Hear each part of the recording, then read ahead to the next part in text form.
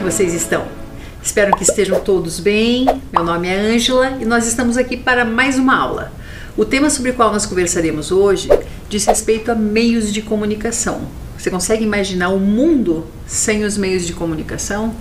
Eles são imprescindíveis e é óbvio que eles vão sendo adaptados, sendo melhorados, sendo desenvolvidos, ficando mais eficazes com o passar do tempo e com o desenvolvimento da tecnologia.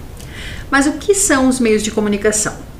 Meios de comunicação são ferramentas utilizadas para difundir a informação, de uma maneira bem simples. Então, qualquer ferramenta que eu utilize para passar uma informação para vocês é um meio de comunicação. Agora eu estou me comunicando por meio da minha voz. Aqui eu estou me comunicando por meio do slide. Enfim, são diversos meios de comunicação e a gente tem todas aquelas ferramentas, aqueles aparelhos que nos auxiliam em relação a essas informações. Se a gente pensar em relação a isso, nós podemos pensar que em relação com o desenvolvimento da ciência, das tecnologias, os meios de comunicação têm avançado rapidamente, facilitando a difusão de informações no mundo. Se a gente pensar, por exemplo, algumas décadas atrás, não existia transmissão ao vivo, então levava tempo para uma notícia chegar. É lógico que isso já faz bastante tempo e atualmente a gente consegue acompanhar eventos, seja visualizando, seja escutando, seja conversando com alguém em tempo real, que é a comunicação ao vivo. Imprescindível e acho que a gente não consegue imaginar isso não acontecendo mais. É óbvio que com isso as informações são vinculadas de uma maneira muito mais eficaz, muito mais rápida, com uma grande qualidade de som e imagem. Obviamente isso vai ficando a cada ano melhor por causa da tecnologia, por causa de novas descobertas, por causa do aprimoramento que o tempo e os estudos permitem.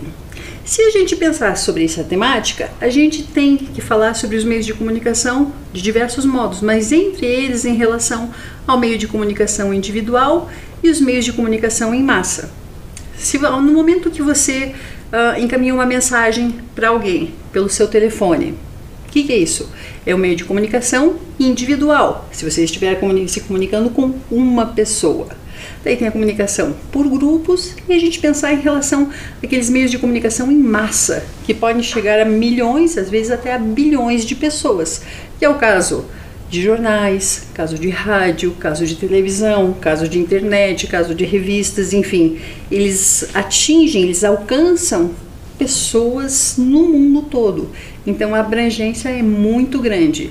E da mesma forma, quando você está falando com uma pessoa, escrevendo para uma pessoa, aquilo é um meio de comunicação individual. Até aqui tudo bem? A temática é muito grande, tem muitos aspectos sobre os quais nós podemos conversar. Eu vou fazer de uma maneira breve aqui, tentar passar um pouquinho sobre a história dos meios de comunicação. Se a gente pensar em relação à história dos meios de comunicação, ela surgiu da necessidade humana de se expressar. Ela era feita por meio da oralidade, símbolos, desenhos, até que a escrita surgiu, isso há 40 mil anos atrás. Acredito que vocês já tenham visto em livros ou alguma reportagem sobre aquela questão de que às vezes são encontradas pinturas rupestres em cavernas. Isso era um meio de comunicação do passado. Então, se chegou até os tempos de hoje, imagine o quanto a gente tem que proteger isso.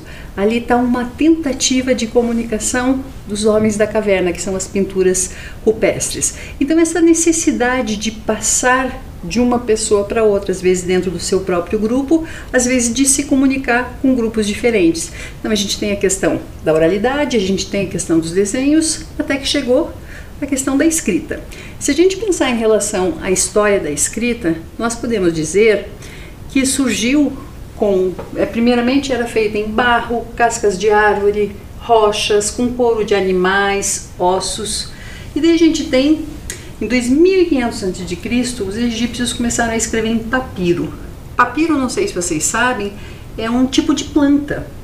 Depois surgiram os pergaminhos, que eram mais duradouros, que eram feitos com pele de animais, fabricados desde a antiguidade. E a gente teve no século XV a criação da prensa, o que de certa forma, a gente já vai falar um pouquinho sobre isso, revolucionou os meios de comunicação. Mas agora eu quero mostrar um vídeo para vocês que traz um pouquinho dessa história. Acompanhem comigo. Hoje nós estamos acostumados à rapidez da internet e à facilidade e praticidade do aparelho celular, mas nem sempre foi assim. Quem visitar essa exposição aqui no Ministério das Comunicações vai ver, por exemplo, os primeiros aparelhos telefônicos celulares usados aqui no Brasil, que eram chamados até de tijolões. Também é possível ver o antigo telefone de candelabro, aquele que tinha um discador, e também uma cabine telefônica de 1917. Quem fala um pouquinho sobre essa exposição que mostra a evolução das comunicações do Brasil é o secretário executivo do Ministério das Comunicações, César Alvarez. De onde vem todo esse acervo? Primeiro vem da origem desse ministério, que é a Empresa Brasileira de Correios e Telégrafos, nos Correios, do próprio Ministério, da Anatel e até de colecionadores e antiquários de Brasília que colaboraram com a exposição. E nessa data, por que é importante a gente conhecer toda essa história das comunicações? Porque algumas vezes a gente naturaliza e pensa que essas modernas comunicações não tiveram uma transformação, uma evolução, e a importância dela para a comunicação e o direito à informação. Então, mostrar os aparelhos, as tecnologias que sustentaram é importante até para vermos a sua evolução e o significado hoje de um pequeno celular. E hoje um assunto muito tratado pelo Ministério é a universalização desse direito, né? As telecomunicações, a internet banda larga. Do direito à telefonia fixa e à qualidade, daí para o celular, daí para dados, daí para as distintas transmissões, a capacidade de recepção e a imagem em particular, isto é um conjunto de políticas públicas onde a banda larga é parte desta política e estamos trabalhando numa combinação de regulação e políticas de facilitar preço, acesso e qualidade. Obrigada pela entrevista. Renata, vamos mostrar mais um pouquinho algumas curiosidades dessa exposição que fica aqui no Ministério das Comunicações até o dia 18 de maio. Aqui, por exemplo, a gente tem um aparelho de telex que era usado na década de 60 e que foi cedido pelo Museu Nacional dos Correios. A gente pode ver também uma televisão, um aparelho de televisão da década de 50, que não era colorido, era preto e branco, e também uma câmera de estúdio de TV que era usada na década de 80. Aqui a gente já está na parte mais moderna da exposição, os aparelhos usados atualmente, até mesmo pela população, na sua casa. A gente tem aqui os aparelhos de MP3, onde é possível reproduzir música e vídeo. Renata, lembrando então que quem quiser conhecer essa exposição aqui no Ministério das Comunicações, pode visitar aqui em Brasília até o dia 18 de maio. Interessante, né? Então, se a gente pensar, teve muita tecnologia envolvida, mas um dos primeiros instrumentos de comunicação, meios de comunicação, ferramentas de comunicação, que de certa forma revolucionou o mundo, foi a invenção da prensa. O que é a prensa? A prensa foi inventada no século XV por Johann Gutenberg. Ele é um alemão e foi o primeiro a usar a prensa e os tipos móveis de metal, as letras de metal, que de certa forma revolucionaram a técnica de impressão. Mudou a história da leitura e da circulação de ideias em escala mundial. Se a gente pensar, a prensa nada mais é diversos tipos, ou seja, letras que elas eram colocadas, organizadas, e daí aquilo era apertado, prensado, e de certa forma ele conseguia imprimir, marcar folhas de papel e numa quantidade muito grande. Então, que no passado, de certa forma, tinha que ser em pouca quantidade, uma pessoa fazendo um de cada vez, a prensa revolucionou por causa disso. A gente consegue ver nessa imagem que foi tirada lá de um museu onde existe a prensa como ela era na época que Gutenberg inventou, como que era esse funcionamento, e obviamente não era automatizado. A gente está falando de uma época em que precisava ser tudo feito com uma escala muito menor, numa proporção muito menor do que nós conhecemos, do que nós temos hoje. Então, por isso revolucionou. Se a gente pensar em relação aos meios de comunicação escritos, como por exemplo, o jornal, sem a prensa não seria isso viável, ele não seria viável. Então, primeiramente, quando ele surgiu em Roma, eram na verdade placas expostas em locais públicos com alguma informação para o público, com algum desenho, alguma data, sobre alguma coisa importante que o público que passava nesses locais em frente às placas conseguia visualizar. Depois, com a invenção da prensa, que a gente falou agora, por um alemão chamado Gutenberg, os jornais começaram a surgir como publicações periódicas. Primeiro, eles surgiam na Europa, em países da Europa, de certa forma com publicações de assuntos variados. Eram jornais impressos e as pessoas compravam. Se a gente pensar, obviamente a história do jornal passou por inúmeras fases entre todos esses anos. Atualmente, eu acho que os jornais impressos estão se tornando obsoletos. O que quer dizer obsoleto? Eles estão sendo muito pouco utilizados. Por quê? Porque a cada dia, a cada ano, as pessoas estão lendo o jornal, mas de modo online, seja por meio do celular, do computador. O jornal impresso tem muitos deles que já deixaram de existir. Até aqui tudo bem? Outro meio de comunicação bem importante, impresso, é a revista. E nesse slide vocês conseguem ver a primeira revista publicada no Brasil. O que a gente pode falar em relação à revista? Primeiro, ela surgiu na Alemanha em 1663 e ela continha alguns assuntos específicos e coletâneas de textos. Em sua grande maioria eram textos com caráter didático. No início do século XIX começaram a aparecer revistas com interesses gerais, algumas com entretenimento, outras questões da vida familiar, algumas com assuntos científicos. E em 1812 surgiu a primeira revista feita no Brasil, que foi publicada em Salvador. Se a gente pensar em relação à revista, a gente tem revistas que abordam uma variedade de assuntos muito grande e tem aquelas que são específicas. Por exemplo, tem gente que gosta de história, tem uma determinada revista que só traz assuntos históricos, textos históricos, outros de ciências com as pesquisas, às vezes históricas do passado e às vezes atuais, as pesquisas científicas que estão acontecendo hoje em dia. Jardinagem, decoração de casa, beleza, enfim, os assuntos mais variados possíveis. Da mesma maneira que está acontecendo com os jornais, no sentido deles ficarem, o jornal impresso estar cada vez mais obsoleto, ou seja, estar dando lugar ao jornal lido por meios digitais, lidos online, no celular, computador, como eu disse, as revistas também. Muitas delas estão a cada ano sendo menos vendidas em sua forma impressa, porque as pessoas estão lendo o seu formato digital. O próximo assunto que a gente vai abordar diz respeito a correios. Você já entrou em uma agência de correio? Você já encaminhou uma carta para alguém, escreveu uma carta para alguém, encaminhou um pacote com alguma coisa para alguém? Porque se a gente pensar, o correio é extremamente importante até os dias de hoje. No passado, é lógico que as configurações, as funções eram diferenciadas. No passado era muito comum uma pessoa se comunicar com outra por meio de carta via correio, que daí era entregue para essa pessoa.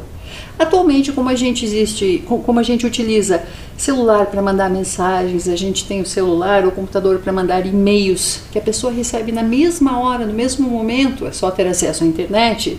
As cartas atualmente são algo muito raro de uma pessoa receber uma carta escrita por outra pessoa para ela. Então isso é uma raridade hoje em dia. Mas obviamente o serviço de correios é importantíssimo por questão de envio e recebimento de mercadorias, de produtos.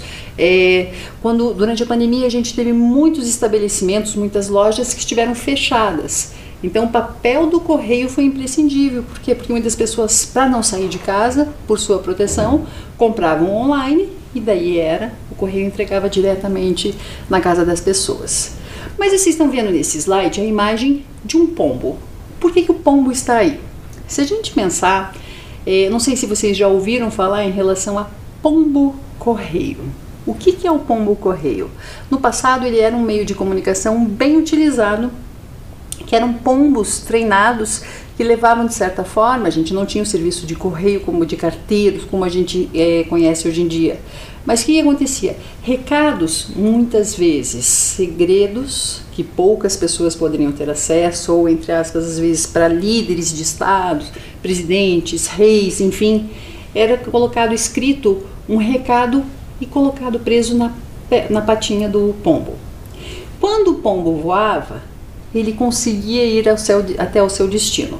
Aí você pode se perguntar, mas como que acontece isso? O pombo tem um GPS, alguma coisa? Não, de certa forma eram pombos treinados. Vou dar um exemplo para vocês. Faz de conta que eu quero que um pombo entregue recados aqui onde eu estou agora. Eu vou criar, alimentar, cuidar desse pombo nesse local. E daí eu vou a cada dia levando ele um pouquinho mais para longe. Então, da esquina, daí ele vai voltar para cá. Depois 2 quadras, ele vai voltar para cá. Depois 3 quadras, ou seja, ele sempre volta ao local onde ele foi criado. Então, muitas vezes acontecia, por exemplo, num castelo, numa fortaleza, na casa de alguém que precisava dessa troca de recados via pombo-correio, deles terem diversos animais treinados que sempre voltariam àquele lugar. Então eles soltavam e iam para longe. Depois eles iam mandar notícias deles ou de algum fato histórico, de alguma curiosidade, via esse animal que sempre voltaria para aquele lugar. Interessante, né? Mas como eu estava falando, em relação à função dos correios, ela continua sendo importantíssima nos dias de hoje, por causa das entregas que nós recebemos em casa. Talvez no sentido de carta individual, não, mas no sentido de encomendas, de compras, são imprescindíveis, às vezes com coisas compradas na nossa própria cidade, no nosso próprio país, e às vezes em qualquer lugar do mundo. Então as distâncias que a gente pode, para as quais a gente pode mandar alguma coisa, são, acredito eu, a maioria dos países do mundo. É lógico que alguns levam mais tempo para essa encomenda, para esse produto, para essa carta chegar, pela questão de dificuldade de acesso, às vezes pela questão de distância, às vezes pelo tipo de meio de transporte que vai ser encaminhado. A gente sabe que quando as cargas são grandes, muitas vezes elas são encaminhadas por navio. Quando são embalagens pequenas, às vezes para ser mais rápido, facilitar, é por avião. Enfim, os meios são inúmeros, mas o correio continua sendo imprescindível e importantíssimo nos dias de hoje. Falando agora sobre outro meio de comunicação bem importante na história, e acredito que esse vocês não conheçam, que é o telégrafo. O que é o telégrafo? O telégrafo foi utilizado principalmente no século XVIII e foi um sistema de transmissão e recepção de mensagens. Ele conseguia enviar mensagens a longas distâncias. Então, de certa forma, o telégrafo teve uma grande importância, que foi um dos primeiros sistemas modernos de comunicação. Não sei se vocês já ouviram falar em código Morse, mas também era utilizado de uma maneira bem importante para mandar mensagens. Não esqueçam que a gente está falando de uma época em que não havia o correio tradicional como a gente conhece hoje, não havia outros meios de mandar uma mensagem, seja de meio virtual, seja de meio de internet, seja por meio de uma mensagem que chegasse rápido. Então o telégrafo, de certa forma, por conseguir encaminhar mensagens a longa distância, ele também foi muito importante para a história dos meios de comunicação. E agora a gente chega em um meio de comunicação que eu tenho certeza que todos vocês conhecem, que ele existe há bastante tempo e ainda é muito importante nos dias de hoje também, que é o rádio. Se a gente pensar em relação ao rádio, ele foi inventado em 1896 e há diversas pessoas associadas à invenção do rádio, até mesmo um brasileiro chamado Roberto Landel de Moura, mas geralmente ele é associado ao físico italiano Guglielmo Marconi. E de certa forma, o rádio é um transmissor de sinais sem fio. Quando eu falo que ele é importante até os dias de hoje, quando ele surgiu, muitas vezes, obviamente, quando ele surgiu, não eram muitas casas, muitas famílias que tinham acesso ao rádio.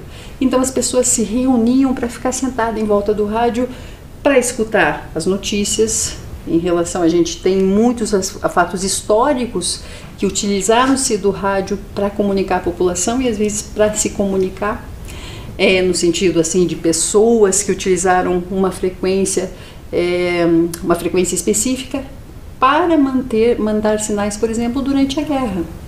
Se a gente pensar em relação à história da rádio, a gente tem uma das primeiras transmissões lá nos Estados Unidos. O que aconteceu? Em 1920, uma estação nos Estados Unidos iniciou o broadcast. O que é broadcasting? Broadcast é a transmissão de um emissor para múltiplos receptores, ou seja, tinha um emissor que mandava o sinal para diversos receptores, e assim começou o rádio a ser difundido. Se a gente pensar em relação à importância do rádio, a gente tem toda uma história. Primeiro, ele é associado a entretenimento, porque era muito importante, principalmente antes do advento ou da importância da televisão, a gente tinha a questão das radionovelas, ou seja, como não tinha imagem, havia novelas que eram narradas por meio do áudio, as pessoas conversavam no microfone e aquilo era transmitido, além das músicas. Além disso, foi um instrumento bem importante de comunicação durante os períodos de guerra. Se a gente pensar, por exemplo, o regime nazista na Alemanha, utilizou-se muito da rádio para propagar as suas novidades, as suas invasões, enfim, os seus atos terríveis. Se a gente pensar em relação ao rádio aqui no Brasil, a gente tem até algo que é conhecido como a era do rádio. Nos anos 30, ele era o principal veículo de comunicação em massa. E a gente já teve a era de ouro no rádio, que tinha uma audiência muito grande e sempre surgiam grandes nomes da MPB.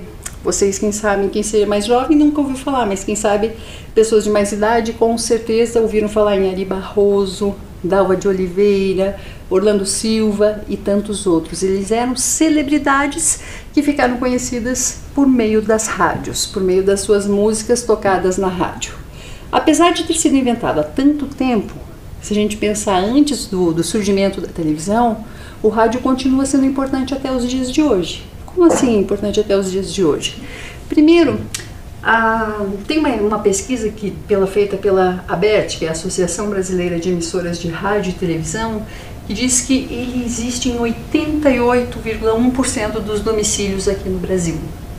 Existem mais de 9 mil emissoras de rádio no nosso país e mais de 200 milhões de aparelhos convencionais, ou seja, alguns lares, algumas casas que têm mais de um aparelho. E até se a gente não pensar em relação ao aparelho de rádio formal, quantas pessoas não sintonizam uma estação de rádio pelo celular e ficam escutando? Vou dar um exemplo. Num jogo de futebol, por exemplo, apesar da pessoa estar lá assistindo ao jogo, vendo tudo, muitas vezes a pessoa quer acompanhar a narração, então sintoniza numa estação pelo seu celular, coloca seu fone de ouvido e vai acompanhando por meio de uma rádio, estação de rádio, não um aparelho de rádio. Então, por esse motivo, por ele poder ser acessado não somente por meio do seu aparelho, mas agora também pela questão da internet, as inúmeras estações continuam sendo bem importantes nos dias de hoje. E você? Costuma escutar rádio? Eu muitas vezes acompanho, vindo para o trabalho, acompanho notícias, escutando rádio, acompanho algumas histórias que eu gosto, às vezes algum podcast que daí já é outra história, mas enfim, eu costumo escutar rádio até os dias de hoje, assim. Até aqui tudo bem? Seguindo adiante com a nossa temática de meios de comunicação, vamos falar agora sobre o telefone. Vocês conseguem ver nessa imagem um telefone bem antigo e a gente tem aí uma questão bem polêmica que diz que a invenção do telefone é associada com um escocês chamado Alexander Graham Bell. Entretanto, há uma polêmica, algumas pessoas que dizem que não foi ele quem inventou o rádio. Em 2002, por exemplo, reconheceu-se oficialmente um italiano chamado Antonio Meucci como o verdadeiro pai da ferramenta, o verdadeiro inventor do telefone. Então a gente deixa o rádio um pouquinho de lado, agora começa o telefone. Geralmente, muitos livros, muitas revistas ainda falam, o inventor do telefone é Graham Bell. Entretanto, agora já se foi comprovado que tem esse italiano que fez todos, a primeira vez que funcionou um telefone foi por meio dele. Então, como é que a gente vai saber o que é certo? Eu acredito nas pesquisas. Se foi considerado oficialmente esse italiano, eu acho que pouco a pouco a gente vai deixando de ver o nome de Graham Bell aparecendo em tantos livros. É lógico que ele tem uma importância muito grande por causa das suas pesquisas, mas aos poucos vai sendo substituído pelo nome desse italiano. Se a gente pensar então em relação ao outro meio de comunicação revolucionário para o mundo todo, é o telefone, que nos dias de hoje tem uma importância cada vez maior. A gente tem a invenção e patenteamento do telefone em 1876. E aqui começa um assunto um pouquinho polêmico, porque durante muito tempo acreditou-se que o inventor, de certa forma, de telefone foi o escocês Alexander Graham Bell. Em 2002, ou seja, recentemente, foi reconhecido oficialmente um italiano chamado Antonio Meucci como o verdadeiro pai da ferramenta. Obviamente, os dois têm uma importância muito grande, porque os dois fizeram diversos experimentos em relação a como funcionava ao funcionamento de um telefone, até chegar a essa invenção que até os dias de hoje tem uma importância cada vez maior. Mas, se a gente costuma ainda hoje ver o nome de Alexander Graham Bell, pouco a pouco provavelmente ele vai sendo substituído pelo nome desse italiano Antonio Meucci, tá bom?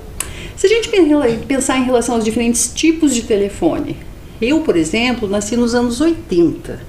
A gente pensa em relação aos anos 80, telefone era essa primeira imagem que vocês têm ali, um telefone de disco, depois tem esse telefone de você apertar simplesmente para poder discar um número, depois já tem o celular, e ali a gente tem um telefone público. Eu não sei se em outros locais do Brasil como que ele é conhecido. Aqui em Curitiba a gente chama o telefone público de orelhão.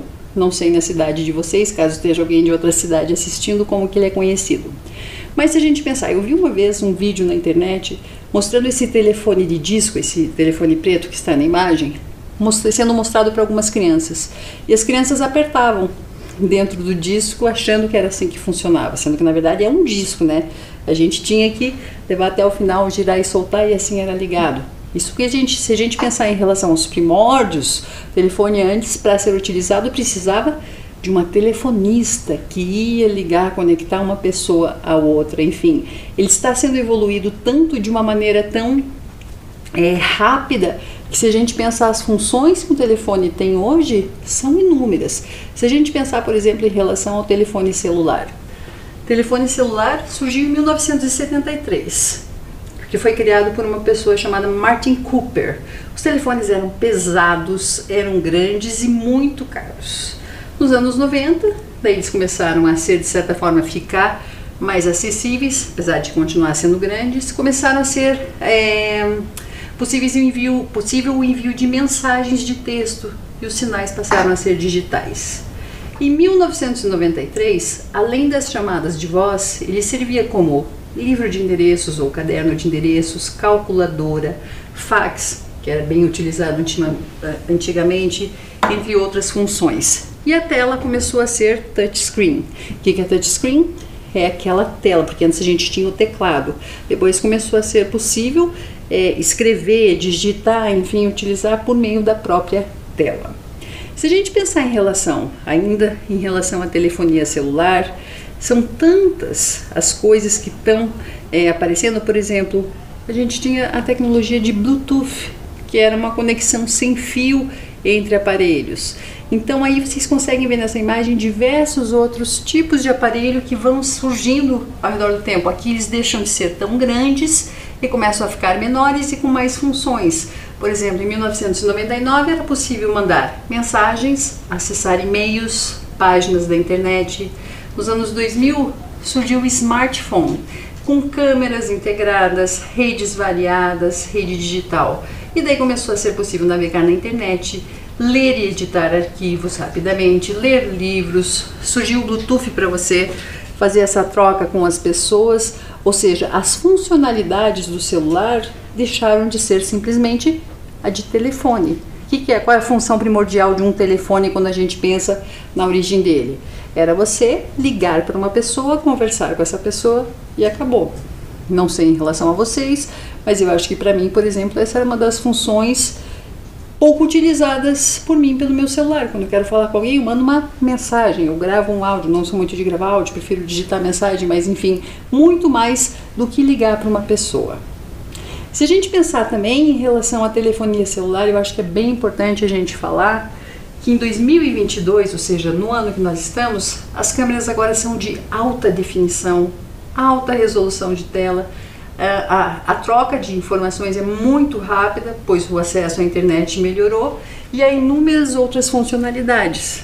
No passado, se a pessoa queria tirar uma foto, precisava levar uma máquina fotográfica, uma câmera na bolsa. Atualmente não, se a gente precisar tirar uma foto a qualquer momento, é só pegar o celular e essa foto está cada vez com uma imagem melhor, com uma definição melhor, gravar um vídeo com uma definição melhor. Então o celular, de certa forma, está importantíssimo, cada vez a importância dele no nosso cotidiano é maior, e cada vez mais moderno, mais rápido, com mais, de certa forma, funcionalidades. A gente vai assistir a um vídeo que é extremamente importante. Por que eu falo extremamente importante? Porque nós precisamos ter uma consciência ecológica, a gente tem que pensar em relação ao desenvolvimento sustentável, em relação à consciência ambiental para o planeta. Se a gente tem um acesso tão grande a celular e tem pessoas que gostam de trocar de celular a cada ano, a cada 2 anos, o que é feito com esse celular? Vocês já pensaram na questão ambiental associada a isso? E é isso que esse vídeo vai mostrar pra gente. Assistam com atenção. O telefone celular está nos bolsos, nas mãos, nos ouvidos e na cabeça de todo mundo. No Brasil, em 2011, já são mais de 210 milhões de aparelhos ativos. Como o país tem 190 milhões de habitantes, essa conta dá, em média, mais de um celular por pessoa. E de onde vem tanto celular? Vem de uma série de recursos extraídos da natureza e que passam por um longo processo de transformação até chegar em nossas mãos. Para produzir o celular, são usados o plástico, que vem do petróleo, e também a cerâmica e vários metais como cobre, níquel e zinco. Tudo isso passa por um processo industrial que, além dos recursos naturais, consome água, energia elétrica, combustíveis e, muitas vezes, causa danos ao meio ambiente e à saúde humana. Nas fábricas, profissionais especializados usam os plásticos, os metais e a cerâmica para produzir os componentes principais do celular: os circuitos, os fios, a tela de cristal líquido, a bateria e a caixa plástica ou de metal. Esses componentes têm que ser transportados até a fábrica que monta os celulares e que pode ficar bem longe de onde tudo começou.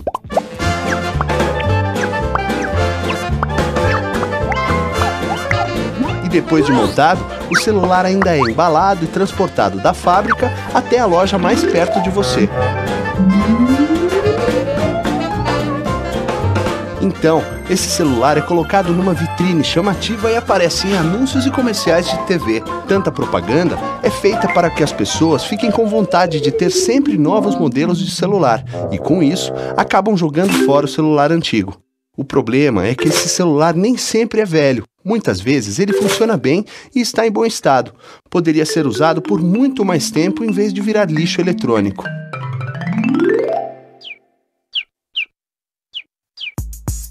O lixo eletrônico pode ser muito prejudicial ao meio ambiente. Se vão parar em um lixão, os metais pesados da bateria e dos componentes do celular descartado podem penetrar na terra e chegar até a água dos lençóis freáticos. E se o lixo eletrônico for queimado, contribuirá para poluir a atmosfera. Nos dois casos, causam poluição do solo, da água e do ar com elementos muito tóxicos, que provocam danos ao ambiente e sérios problemas de saúde. A opção é levar o celular a um posto de coleta especializado, de onde ele será encaminhado para a reciclagem de seus componentes. Ainda assim, vale lembrar que, na produção do celular, são usados recursos naturais que um dia podem chegar ao fim, como vários minérios e o petróleo, que deveriam ser preservados para usos mais nobres do que a fabricação de um produto que vai para o lixo quando ainda está bom. E ainda há outras coisas importantes que todo consumidor consciente precisa pensar antes de trocar um celular. Se o aparelho está funcionando perfeitamente, por que comprar um celular novo? Especialmente considerando que, se não trocarmos o celular, evitamos o uso de recursos naturais, a poluição e possíveis problemas de saúde. Mas olha só, é claro que, quando bem utilizado, o celular é muito prático e útil. Com ele, podemos nos comunicar com a família e com os amigos e usar também como instrumento de trabalho. Mas precisamos lembrar que são aparelhos duráveis e que não precisam ser trocados a cada vez que aparece um modelo mais novo. Isso é consumo consciente. É o consumo que procura não desperdiçar e busca gerar consequências positivas para cada um de nós, para o meio ambiente e para a sociedade. Ajude a espalhar essa ideia e trazer mais amigos para a turma dos consumidores conscientes.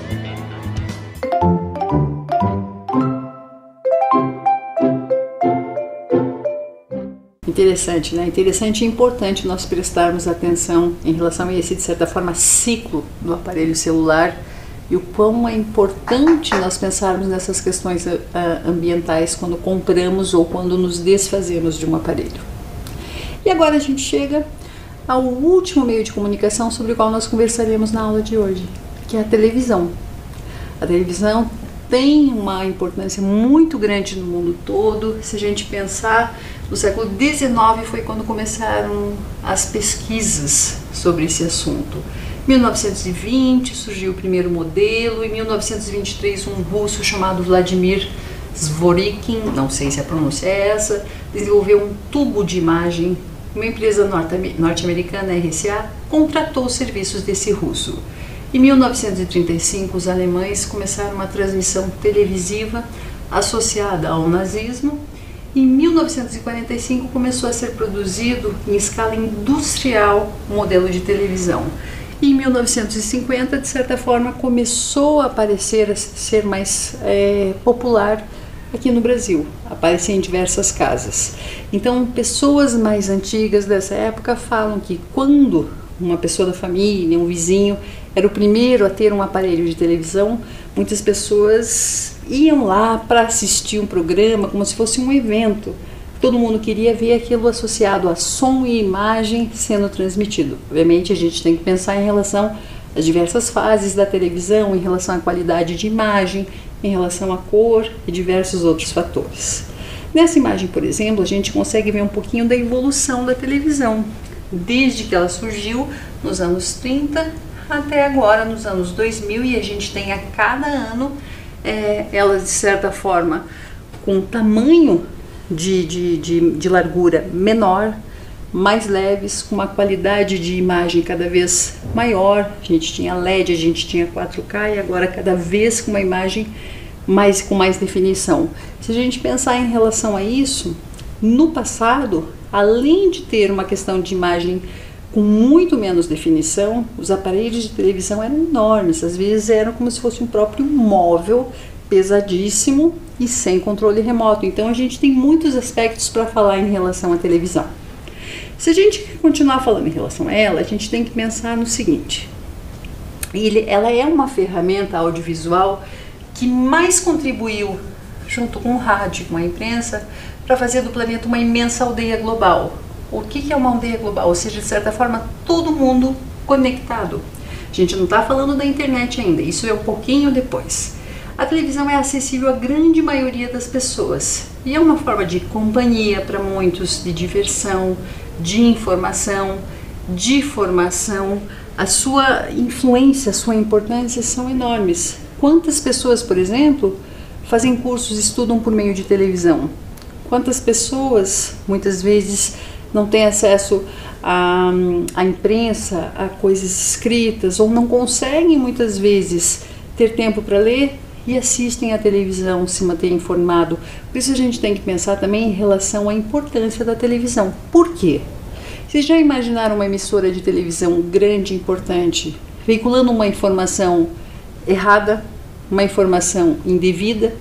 O quanto mal isso pode trazer para uma população em relação até à guerra, em relação a preconceito, em relação a muitos malefícios. A gente pode acabar com a vida de uma pessoa ou acabar de certa forma com a história de uma empresa, enfim, não importa, por causa de uma notícia tendenciosa ou de uma notícia que não seja verdadeira. Então a gente tem que pensar também qual é o canal, qual é a emissora, qual é o programa de televisão que nós estamos assistindo. Ainda falando sobre a televisão, eu acho que é bem importante a gente pensar no aspecto de que uma pesquisa diz que no Brasil há mais de 69 milhões de casas com televisão, ou seja, só 2,8% da população não tem TV. E o IBGE disse essa informação recentemente, de certa forma, em 2016. Se a gente pensar, menos de 3% das pessoas no Brasil não têm televisão, então quer dizer que 97% das pessoas têm e provavelmente assistem com uma certa frequência. Então a importância que ela tem nos dias de hoje, acredito que seja um dos meios de comunicação mais utilizados, mais importante e que mais influenciam a nossa vida. A gente poderia ainda falar bastante sobre a questão do surgimento da internet, dos computadores, das redes sociais que tantas pessoas acessam diariamente, da importância que ela tem na vida das pessoas, do tempo gasto pelas pessoas em relação à internet no dia a dia, a questão da influência também de fake news, ou seja, notícias falsas, enfim, tem uma variedade muito grande de em relação aos meios de comunicação que surgiu com a internet. E, obviamente, se a gente pensar o acesso à internet cada vez mais rápido, cada vez com uma variedade maior de canais, de redes, isso dá assunto para uma outra aula. Então, por hoje a gente vai ficar por aqui, tá certo? E agora é hora da gente falar um pouquinho em relação ao tema meios de comunicação associado à língua inglesa. Vamos lá? Então, primeiro a gente vai ver sobre alguns sobre os quais nós falamos hoje. Depois nós vamos associá-los com frases, contextos diversos. Então, se a gente pensar em relação ao primeiro, acompanhe comigo. Newspaper. O que será que é newspaper? Tá lá, eu não vou traduzir porque a imagem é autoexplicativa, né? Então acompanhem comigo e mentalmente repitam, porque é importante para a gente pensar em relação ao som dele. Então, mesmo que você não fale em voz alta, na sua cabeça, repita comigo. Newspaper, newspaper. Magazine, magazine, magazine. Radio, radio, radio. Telephone, cell phone, mobile phone. Enfim, há diversos modos de se falar, ok? Vamos falar o mais comum. Telephone, telephone, cell phone, cell phone. Television or TV, television or TV. Até aqui tudo bem? Espero que esteja tranquilo. Mas aqui a gente viu as palavrinhas soltas de alguns dos meios de comunicação. Vamos ver associados com algumas ações. Por exemplo, newspaper. O que a gente faz com newspaper? Read the newspaper. Read the newspaper. Leia o jornal, ok? I read the newspaper. Eu leio o jornal. We read the newspaper. Nós lemos o jornal. Então, we read the newspaper. Você é uma magazine? Mesma coisa, né? Read a magazine. Read a magazine. Read a magazine. Radio. Listen to the radio. Listen to the radio. Listen to the radio. Eu escuto a rádio. Listen to the radio. Quem sabe tem algumas pessoas que têm o hábito de traduzir. Traduzindo listen to, puxa vida, não faz muito sentido. Simplesmente grave. Listen to the radio. Escute rádio, ok? I listen to the radio every day. Eu escuto rádio todos os dias. I listen to the radio every week. Escuto rádio toda semana, ok? Então vai variando. Listen to, escutar. Próximo. Telefone. O que a gente faz em relação ao telefone? Poderia ser tantas coisas. We use the telephone. We talk to people on the telephone. We call using the telephone. Enfim, poderiam ser diversas ações. Television. We watch television. Watch television. Or watch TV. Watch TV. Watch, assistir. I watch TV. Eu assisto TV. We watch TV. Nós assistimos TV. I watch television. We watch television. De certa forma, até aqui tudo bem? Só para a gente praticar um pouquinho, obviamente, os professores de vocês vão trabalhar com essas palavras, com essas expressões e outras de uma maneira mais diferente. Vamos para a nossa atividade? A primeira atividade é bem sobre isso que eu estava falando agora. Eu vou dar um tempinho para vocês para associar a ação com o meio de comunicação. Vamos lá.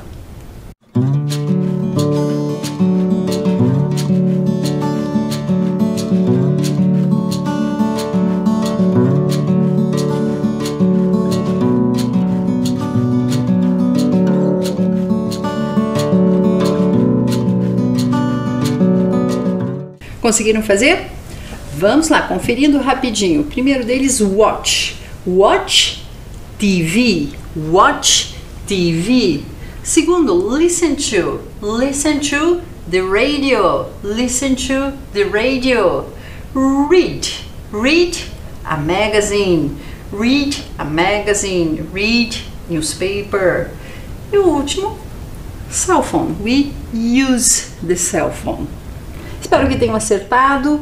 A gente tinha que falar de uma maneira bem rapidinha, é um assunto muito vasto. E por hoje eu fico por aqui. Até a próxima. Tchau, tchau.